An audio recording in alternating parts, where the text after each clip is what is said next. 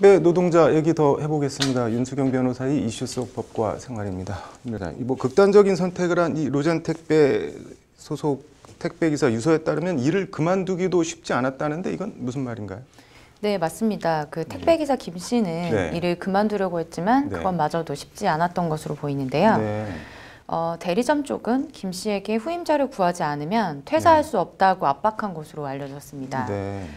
그래서 김 씨는 한동안 자신의 차에 구인 광고도 써붙이고 다녔다고 합니다. 네. 후임자를 데려오라고 한 것은 네. 이제 회사에 들어갈 때 지급했던 권리금 300만 원을 챙겨주기 위한 일종의 배려였다라는 게 회사의 주장입니다. 네. 그 지점 관계자는 김 씨는 오는 11월에 계약이 종료될 예정이었고 네. 퇴사 시에 후임자를 데려와야 하는 조건은 계약서에 명시된 것이라고 하면서 네. 대리점의 갑질 때문에 극단적인 선택을 했다는 주장은 억측이라고 선을 그었습니다. 네. 네, 이와 관련해서 네. 그 택배연대 노조는 대리점이 택배기사 계약을 할 때 그만두려면 후임자를 찾아 인수인계를 해야 한다는 조항을 넣거나 네. 후임자를 구하지 않으면 손해배상을 제기하는 경우가 많은데 네. 그만두게 되면 한 달 이후에나 지급되는 수수료를 아예 받지 못하기 때문에 애초에 쉽게 그만둘 수 없는 구조라고 설명을 했습니다.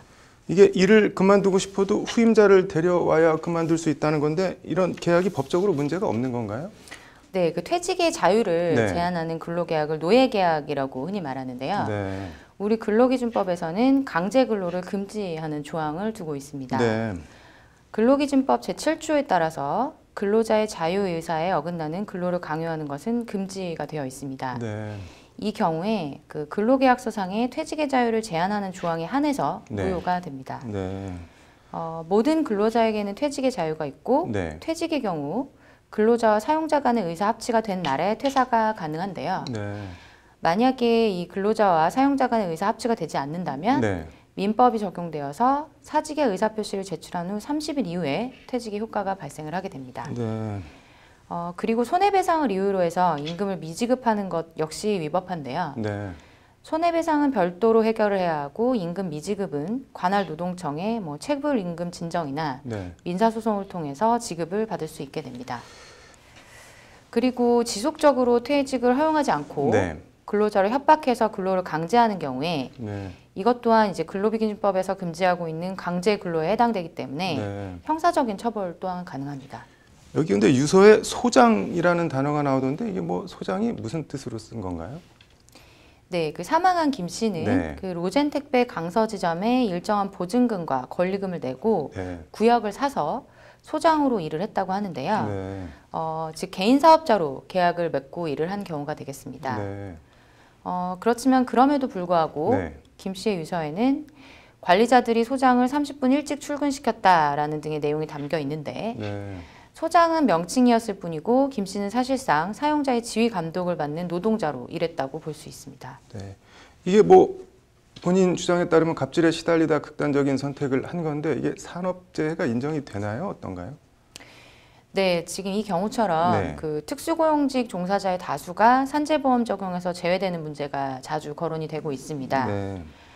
현행법상 택배기사를 포함한 14개 네. 특수고용 직종은 산재보험의 적용 대상이지만 본인이 신청을 하면 그 적용 대상에서 제외가 됩니다. 네.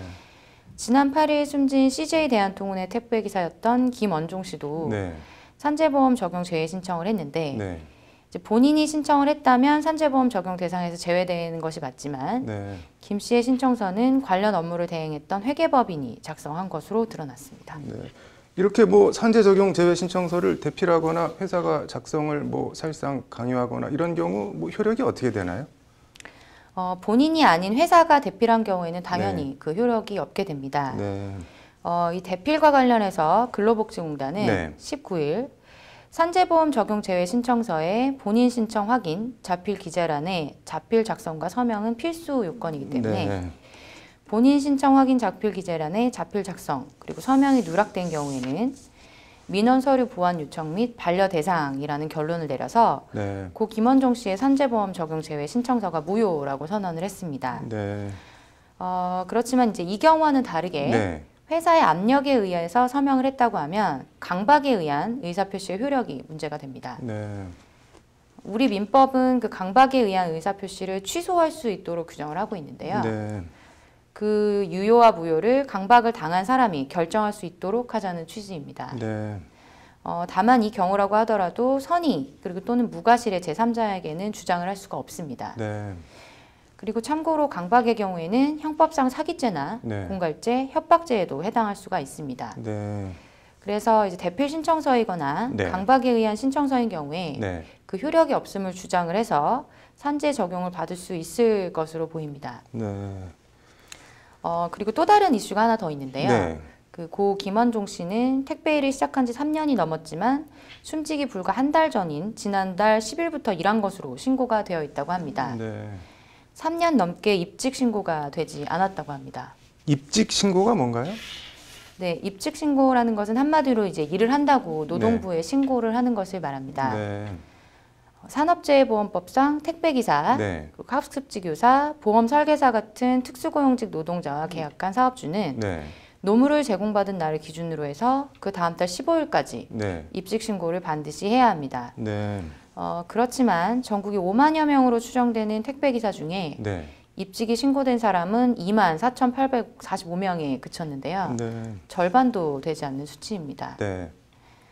실제로 지난 12일에 사망한 한진 소속 택배기사 네. 고 김동희 씨도 1년 이상 택배 일을 해왔지만 입직 신고는 되지 않은 것으로 나타났습니다. 네.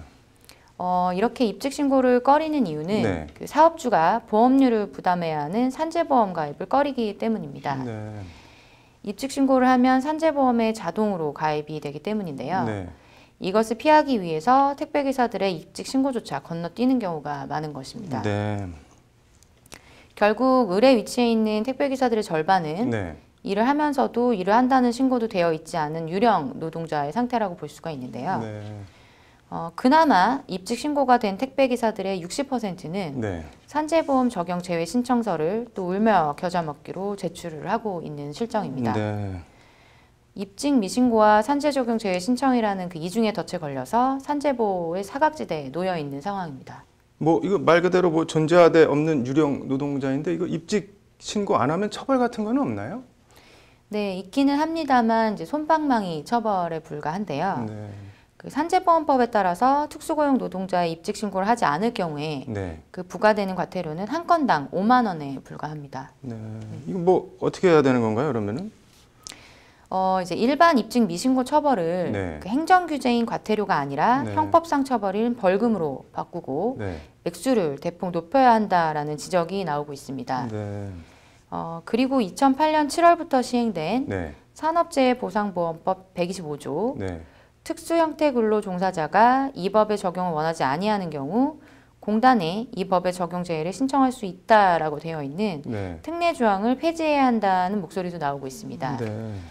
그 회사가 네. 회유와 압박 등을 통해서 그 산재 적용 제외 신청서를 사실상 반강제적으로 작성할 수 있도록 할 수 있는 여지를 원천적으로 차단하자는 취지가 되겠습니다. 이거 뭐 일률적으로 이렇게 원천 차단하면은 부작용 같은 건 없을까요? 네, 그 특수고용 노동자들은 직종별로 업무 형태가 굉장히 다양한데요. 네. 그렇다 보니까 이해관계가 다를 수밖에 없습니다. 네. 그래서 이제 무조건적으로 산재보험 적용 제외를 철폐하도록 강제하는 것은 또 정답이 아니다라는 네. 지적도 나오고 있습니다.